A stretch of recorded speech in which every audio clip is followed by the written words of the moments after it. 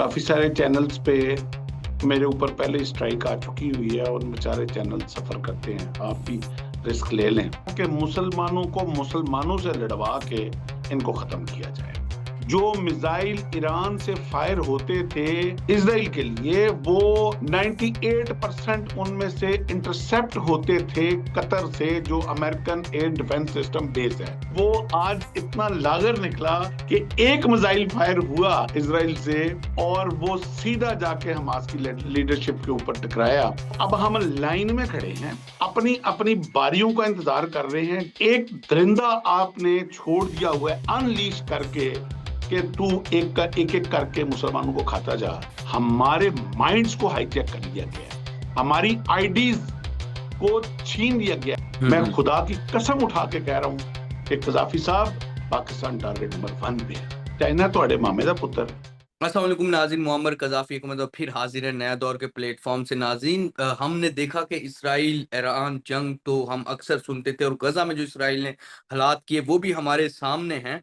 और आज जो बल्कि कल कतर में जो किया इस्राइल ने वो बड़ी अजीब-सी सूरत-ए-हाल थी, हमें देख के बड़ा अजीब लगा। इसीलिए हमने आज मेजर मैसम साहब को अपने इस शो में मदऊ किया और उनसे हम जानेंगे कि क्या वजह बनी, इस्राइल ने क्यों अटैक कतर पे कर डाला जो कि अमेरिका का भी एलाय था।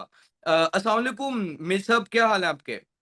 वालेकुम सलाम, बहुत शुक्रिया जी, अल्लाह का शुक्र। मिर साहब, ये इस्राइल ने चलो गज़ा में तो हम देखते थे, फिर ईरान के साथ जो मामलात हुए, ये कतर पर क्यों अटैक किया है? बड़ा सिंपल, बड़ा मुख्तसर सवाल, बट इसका जवाब जो है कजाफी साहब कि वो क्या कहते हैं कि हजारों ख्वाहिशें ऐसी कि हर ख्वाहिश पे दम निकले। काफी सारे चैनल्स पे मेरे ऊपर पहले स्ट्राइक आ चुकी हुई है और बेचारे चैनल सफर करते हैं। आप भी रिस्क ले लें हुँ, हुँ। क्योंकि हर चीज जो है उन वो कौम है इजराइल जिन्होंने ये जो कुछ आज वो कर रहे हैं, इसकी हुँ, हुँ। प्लानिंग उन्होंने उस वक़्त की थी जब उन्होंने सल्तनत उस्मानिया के खात्मे का फैसला कर लिया था। क्योंकि हुँ, हुँ। उनको ये समझ आ गई थी कि हम मुसलमानों के साथ लड़ के नहीं जीत सकते, हुँ, मुसलमानों को हुँ। लड़ के ख़त्म नहीं कर सकते। हुँ, तो हुँ। हल क्या था कि मुसलमानों को मुसलमानों से लड़वा के इनको ख़त्म किया जाए। हुँ, हुँ। और अब अगर आपने वो किताब पढ़ी है लॉरेंस ऑफ अरेबिया, तो मेरा ख्याल है कि जो आपका हुँ, सवाल है हुँ। ना, काश के हर मुसलमान वो लॉरेंस ऑफ अरेबिया पढ़े। और वो लॉरेंस ऑफ अरेबिया किसी मुसलमान ने नहीं लिखी, वो खुद उस हुँ, मेजर हुँ। लॉरेंस ने लिखी है, जिसने किस तरह मुसलमानों की यूनिटी खत्म की, किस हुँ, तरह हुँ। मुसलमानों अरबों की स्टेट्स बनाई। और आज जो कुछ हम फेस कर रहे हैं, जिस तरह हमास की हुँ, लीडरशिप को नेगोशिएशन के नाम से अमेरिका ने बेट दे के एक सेफ जोन में बुलवा के, जहां वो एक्सपेक्ट भी नहीं कर रहे थे कि कतर एक pure American ally, very trustworthy, जहां American air defence base system, हुँ, हुँ। जो मिसाइल ईरान से फायर होते थे अ, इजराइल के लिए, वो 98% उनमें से इंटरसेप्ट होते थे कतर से, जो American air defence system base है।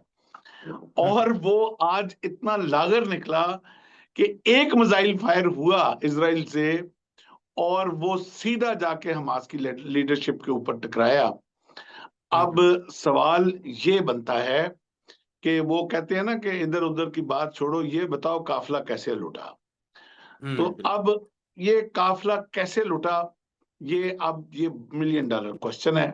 और हुँ, हुँ। इसका आंसर मेरा ख्याल है आप शायद उम्मत का बच्चा बच्चा जानता है जी। बिल्कुल, बिल्कुल। सर, दूसरा इसमें जो हम देख रहे हैं कि अब कतर ने इससे आगे क्या करेंगे? मुस्लिम जो इत्तेहाद की बात करते हैं जिसमें 57 ममालिक की फ़ौज है, जनरल राहील शरीफ जिसको शायद लीड भी कर रहे हैं, तो वो क्या करेगी? अब क्या इस्लामिक जो ममालिक हैं वो क्या करेंगे? इससे आगे अब कहाँ आएगा इसराइल? सऊदीया पे अटैक करेगा, फिर कुछ होगा, या पाकिस्तान पे अटैक होगा, फिर कुछ करेंगे? किसने करना है? वो क्या इकबाल कह गए थे, मगर इकबाल को क्या पता था कि उस शेर का अमली जामा क्या होना है। वो जो एक हो मुस्लिम हरम की पासबानी के लिए, उस शेर का मेरा ख्याल है अब जो अमेंडेड वर्जन है वो ये है कि एक हो मुस्लिम इसराइल से कुट खाने के लिए, नील के साहिल से लेके ताब हक के काशगर। तो अब हम लाइन में खड़े हैं, अपनी अपनी बारियों का इंतजार कर रहे हैं। जिस तरह कुर्बानी में हज के मौके पे दुम्बे लाइन में खड़े होते हैं अपनी अपनी बारी का जिबा होने के लिए, कि आप ये स्टोरी आप शुरू से देख लें, किस तरह उसने इजिप्ट को खत्म किया, इजिप्शियन आर्मी को किस तरह उसने इम्पोर्टेंट किया, उसके हम्म बाद किस तरह उसने इस फलस्तीन को किस तरह सफाए हस्ती से मिटाने का उसने मिशन किया हुआ है, और किस तरह ये हम्म जेनोसाइड हो रहा है। यानी कि मुसलमानों के अंदर बोलने की हिम्मत नहीं, लेकिन अब यूरोपियन पब्लिक जो गैरतमंद लोग हैं वो अब वो उठ के इस जेनोसाइड के ऊपर बोल रहे हैं। उसके बाद सीरिया, ये कल की बात है किस तरह उसने रन ओवर किया। एक गोली नहीं उसके ऊपर इजरायली ट्रुप्स के ऊपर चली, ना इजरायली एयरफोर्स के ऊपर चली, और पूरी की पूरी डिफेंस कैपेबिलिटी सीरिया की उन्होंने खत्म कर दी है। उसके बाद लिबिया उन्होंने किस तरह सोशल मीडिया के थ्रू अपना रजीम चेंज करके खत्म किया। उन्होंने अरब स्प्रिंग के नाम पे किस तरह मुस्लिम जो स्ट्रेंथ वाले कंट्रीज थे, उन्होंने यमन को किस तरह आज 10 साल हो गए हैं उस गरीब मुल्क के ऊपर जो बम्बार्डमेंट इसराइल करवा रहा है, और वो लड़ रहे हैं। उसके बाद आप आज देख लें ईरान की जो कैपेबिलिटी थी उसके ऊपर किस तरह अटैक किया इन्होंने मिल के सबने।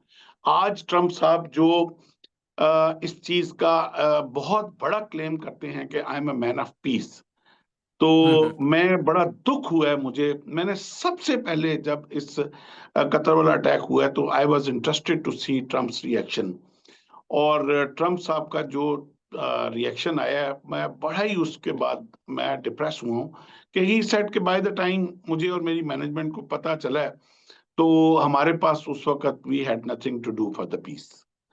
लाइक हद होती है बेहिसी की कि एक दरिंदा आपने छोड़ दिया हुआ है अनलीश करके कि तू एक एक करके मुसलमानों को खाता जा। और मैं कहता हूं उनसे कोई दुख नहीं है, वो जो कर रहे हैं बिल्कुल ठीक कर रहे हैं, वो अपनी स्टेट्स के लिए कर रहे हैं, वो अपने रिलीजन के लिए कर रहे हैं। हम क्या कर रहे हैं ये हमें देखने की। मैं बिल्कुल आज बिल्कुल आपसे बड़े बहुत हौसले से बात कर रहा हूं, मगर अभी थोड़ी देर बाहर निकल के मुझे ठंडी कोक की बोतल ऑफर होगी, मैं कैन खोलूंगा और मैं पी लूंगा, मैं भूल जाऊंगा कि ये कैन कहाँ से आया और इसका पैसा कहाँ से। और 50 साल पहले जो इंटरनेट, आज मैं कुछ बच्चों से अभी यूथ से बात कर रहा था, कजाफी साहब, एक क्वेश्चन आपके माइंड में क्यों नहीं उठता कि वो कौम जो जिसने जिसके बुक्स में ये मुहावरा लिखा हुआ है कि there is no free cup of tea, गोरों का, और हम्म उन्होंने अपने मुल्क में उनके, आप आज आप इंग्लैंड में इंटरनेट लें, आज आप दुबई में इंटरनेट लें, आप सऊदी अरब में इंटरनेट बाय करें, आप अमेरिका में इंटरनेट बाय करें, इतना महंगा मिलता है।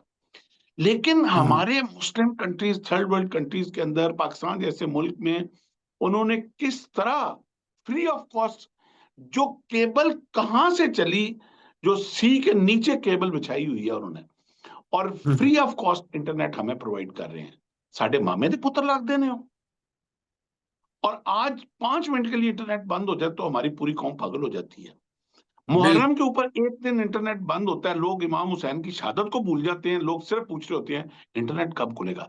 बेसिकली कजाफी साहब, हमारे माइंड्स को हाईजैक कर लिया गया है, हमारी आईडीज को छीन लिया गया है। अब मैं, I am not Maisam Raza Khan of Malak Mumtaz Hussain, मुझसे को पूछते हैं कि आपकी आईडी क्या है, तो मेरे जहन में मेरा नाम या मेरी वल्दियत नहीं आती। अब मेरी हम्म इंस्टाग्राम की, मेरी फेसबुक की आईडी आती है। ये हम्म इस तरह 40-50 साल में मेहनत करके उन्होंने आज, आज मैं बोल हम्म रहा हूं आपके चैनल पे स्ट्राइक आएगी, बिल्कुल आप कल मुझे अपने चैनल पे इनवाइट नहीं करेंगे, नहीं नहीं क्योंकि सर पैसे करेंगे आने हैं फिर भी आपको यूट्यूब से। बिल्कुल हमारी जबान बंदियां हो चुकी हुई हैं। तो हम्म अब गौर क्या करना है, अब करना क्या है, हमने ये सब कुछ अपने अंदर पैदा करना है ताकि हमारी डिपेंडेंसी जो है इनके ऊपर खत्म हो। हुँ। हमें अब मेंटल आजादी चाहिए। हुँ। हमें अब उम्मत को एक जगह पे इकट्ठा करना है, वरना हम भेड़ बकरियों की तरह एक एक करके, अगर कोई आज ये समझ रहा है ना कि मेरी बारी नहीं आएगी, मैं हुँ। खुदा की कसम उठा के कह रहा हूं कि कजाफी साहब पाकिस्तान टारगेट नंबर 1 पे है। बिल्कुल, ये बिल्कुल, इंडिया सही। वाला इन्होंने ये जो ऑपरेशन सिंदूर था, ये हुँ। टेस्टर मारा था इन्होंने। हुँ। ये सिर्फ टेस्टर था हमारी रिएक्शन और हमारी कैपेबिलिटी चेक करने के लिए। बिल्कुल। अभी ये स्टार्टर था, मेन कोर्स अभी आना है। और बिल्कुल, मेन कोर्स में उसने हमारे सामने खुद खुल के आना है। अभी वो पीछे बैठ के इंडिया को लड़ा रहा था। बिल्कुल, बिल्कुल। अच्छा सर, इसमें हम देखते हैं कि जो अमेरिका है, सऊदीया उसके कैंप में था, कतर उसके, दुबई, इनको जो सिक्योरिटी प्रोवाइड की हुई थी, वो भी एक अमेरिका के हवाले से थी। तो अब जब इस्राइल तो ऑलरेडी अमेरिका की वजह से ही पूरी दुनिया में ये चीज़ें कर सकता है ना, चाहे वो ईरान के खिलाफ करे, गज़ा में जो कुछ करे, तो वो पीछे अमेरिका होता तो देन वो ये काम कर सकता है। अब इतनी बड़ी कतर में जो अमेरिका की एम्बेसीज़ हैं, वो एम्बेसी कह रहा हूँ, बेसिस हैं, वो कतर में मौजूद है। इन सब के होने के बावजूद क्या इसराइल अमेरिका को भी नहीं देखेगा कि वो किस कंट्री में क्यों अटैक कर रहा है? मैं वो क्या एक खूबसूरत शेर है, मैं अक्सर शेर पूरा सही बोल नहीं पाता हूँ, मैं माजरत चाहता हूँ अगर कोई वर्ड ऊपर नीचे हो गया। हुँ, कि मैं किसके हाथों में अपना लहू तलाश करूं, सारे शहर ने पहने हुए हैं दस्ताने। कि हुँ, ये सब मिले हुए हैं कजाफी साहब, क्या अमेरिका, क्या इसराइल, क्या नेटो, क्या यूरोप, क्या अरब मुल्क, ये सब एक टीम है। और ये सब आपस में इस वक्त एक गुड कॉप बैड कॉप बन के, तो टारगेट जो है दो तीन वो मुसलमान मुल्क हैं जिनके अंदर लड़ने का खून है, जज्बा हुँ, है। और जो हमारे आका सल्लल्लाहु अलैहि वसल्लम ने जिसकी शनीद भी दी हुई है कि मुझे मशरक से, जो है जब मेरा बेटा आखिरी वक्त आएगा क़यामत से पहले मेहदी, तो हुँ, मशरक से वो फौज उठेगी जो हुँ, मेहदी की नुसरत के लिए आएगी। तो मशरक हुँ, में यही हैं, हम हैं, ईरान है, अफगानिस्तान है, ये चंद हुँ, मुल्क रह गए हैं जिनके हुँ, अंदर को तप्पड़ है, जिन्होंने इसराइल हुँ, के साथ लड़ना है या लड़ रहे हैं, या इसराइल को बि जिनसे खतरा है कि हुँ, अगर मुझे को कुट सकता है तो ये कैपेबिलिटी है, तो उसको बाकी हुँ। सब जेड़ा पन्नो वही लाल है। बिल्कुल, बिल्कुल। अच्छा सर, इस सब के बावजूद, इस सब के होने के बावजूद, क्या अब ये नहीं कर लेना चाहिए मिडल ईस्ट के जितने मालिक हैं, सऊदीया है, कतर है, दुबई, ये चाइना वाली साइड पे चले जाएँ? क्योंकि इधर से तो उन्हें सिक्योरिटी नहीं मिल रही ना, तो उस कैंप में भी तो जा सकते हैं, जिसमें रशिया है, वो वाला एक कैंप जो अभी सुनने में आ रहा है, एससीओ भी देखी आपने? चाइना ਤੁਹਾਡੇ मामे का पुत्र है। चाइना क्या कोई खाना काबा का पासबान है? रशिया क्या उसने रसूलुल्लाह सल्लम की नुसरत का ठेका उठाया हुआ है? आप कह रहे हैं कि एक चपेट से निकल के दूसरी चपेट में चले जाएंगे। भाई, हम खुद क्यों ना एक हो जाएं, जिसका कुरान बिल हुक्म देता है, दे रहा है कि वातासिमू बिहब्लिल्लाह है जमीअन वला तफर्रकू। बिल आपस में एक क्यों नहीं हो जाते? हमें हुँ, किसी चाइना, किसी रशिया, किसी अमेरिका की जरूरत ही नहीं है। क्या बिल्कुल, वो बिल्कुल। 313 जो लड़े थे, हुँ, उनको उनके पीछे कोई रशिया खड़ा था, नेटो खड़ी थी, अमेरिका खड़ा था, चाइना बिल्कुल, खड़ा था? मोमिन बिल्कुल, है तो बिल्कुल। बेतेग भी लड़ता है सिपाही, काफिर है तो शमशीर पे करता है भरोसा। बिल्कुल, बिल्कुल, बिल्कुल। मेरे साथ बहुत बड़ी शुक्रिया। आपने बहुत ज़बरदस्त जो लास्ट में आपने बातें की, बड़ी इम्पोर्टेंट है कि हमें आपस में ही मिल के बैठना चाहिए, और हम जितने भी मुस्लिम ममालिक हैं, हम इकट्ठे अगर एक हो जाएँ तो हमें कोई नहीं हरा सकता। सबसे बड़ी जो मेन बात है कि हम आपस में एक नहीं, ये बड़ी इम्पोर्टेंट आपने बात कही है। नाज़रीन, फ़िलहाल के बहुत लिए शुक्रिया। मोहम्मद कज़ाफ़ी को और मेजर महसन साहब को नया दौर से इजाज़त दीजिए। खुदा हाफ़िज़।